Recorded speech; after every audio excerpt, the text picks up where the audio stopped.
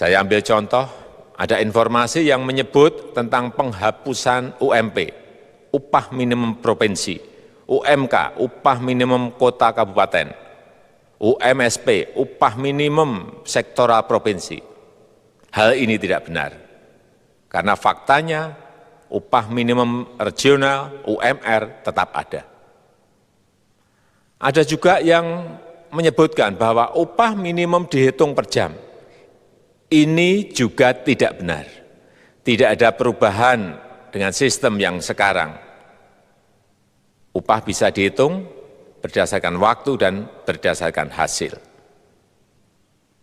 Kemudian adanya kabar yang menyebutkan bahwa semua cuti sakit, cuti kawinan, cuti khitanan, cuti baptis, cuti kematian, cuti melahirkan dihapuskan.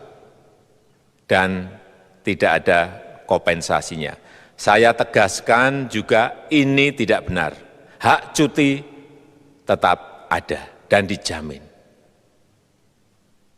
Kemudian apakah perusahaan bisa mem-PHK kapanpun secara sepihak? Ini juga tidak benar. Yang benar, perusahaan tidak bisa me-PHK secara sepihak. Kemudian juga pertanyaan mengenai benarkah jaminan sosial dan kesejahteraan lainnya hilang. Yang benar, jaminan sosial tetap ada. Yang juga sering diberitakan tidak benar adalah mengenai dihapusnya AMDAL, analisis mengenai dampak lingkungan. Itu juga tidak benar. AMDAL tetap ada. Bagi industri besar harus studi AMDAL yang ketat. Tetapi bagi UMKM lebih ditekankan pada pendampingan dan pengawasan. Ada juga berita mengenai Undang-Undang Cipta Kerja ini mendorong komersialisasi pendidikan. Ini juga tidak benar. Karena yang diatur hanyalah pendidikan formal di kawasan ekonomi khusus, di KEK. Sedangkan perizinan pendidikan tidak diatur di dalam Undang-Undang Cipta Kerja ini. Apalagi perizinan untuk pendidikan di pondok pesantren. Itu tidak diatur sama sekali dalam Undang-Undang Cipta Kerja ini. Dan aturannya yang selama ini ada tetap berlaku. Bosman, gua nggak setuju video lo kemarin. Itu bukan lu banget, itu bukan kita. Demikian suara mitra saya yang keturunan Batak dengan nada keras berkata, lu harus klarifikasi. Kita ini pebisnis, tapi kita bukan oligarki. Emang menurut lu Omnibus Law akan meningkatkan kesejahteraan rakyat? Dia bertanya dengan nada keras. Yang saya jawab, saya nggak percaya. Itu delusi, itu khayalan. Gue setuju, itu khayalan. Nah, lu sendiri yang sejak 6 bulan lalu bilang, Omnibus Law produk oligarki. Ya lu harus jelaskan posisi lu dan posisi kita. Sontoloyo, ya Sontoloyo. Kalau Omnibus Law nggak akan mensejahterakan rakyat, ya bilang, katakan. Kalimatnya yang meledak-meledak tersebut membuat saya tersadar bahwa hal ini harus juga dibuka dari sisi Sontoloyo melihat fakta. Apa yang kita lihat? Aslinya apa sih muasalnya Omnibus Law itu sampai harus terjadi? Benar, banyak pengusaha diuntungkan, tetapi tidak semua pengusaha berhati putih, di mana keuntungannya bakal dibagikan lagi ke karyawannya. Ini yang membuat saya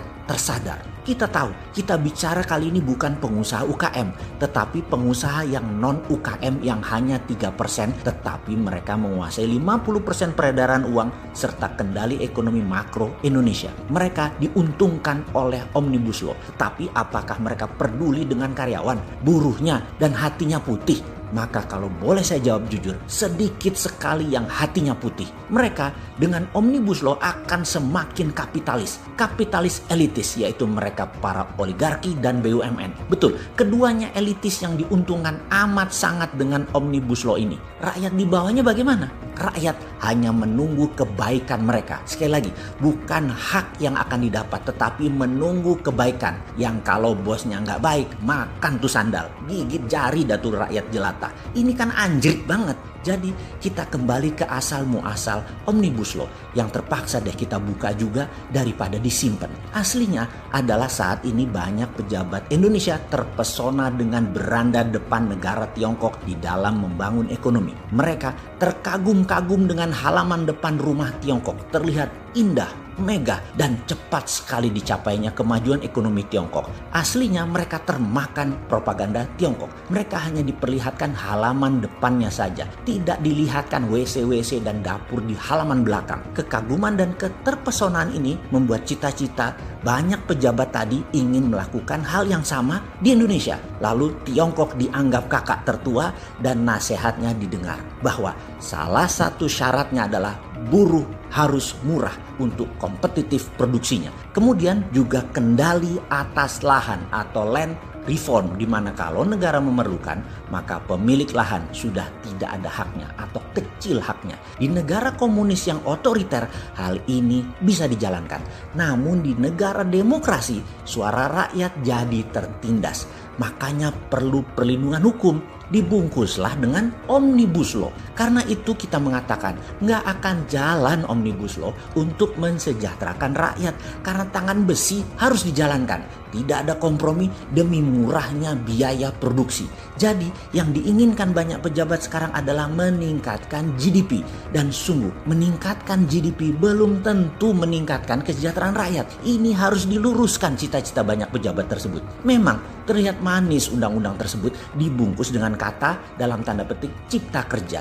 Namun apakah pekerjaan nanti akan membawa kesejahteraan atau lebih lagi kebahagiaan? Belum tentu, dan kayaknya dengan tekanan Omnibus Law tidak akan tercapai kesejahteraan tersebut. Manusia Indonesia akan dipaksa jadi mesin pekerja, dan ini bukan cita-cita rakyat semesta. Belum lagi ternyata asing-asing bebas masuk juga untuk meningkatkan PDB alasannya. Mau nanti 95%-nya keluar lagi, yang penting PDB nasional naik.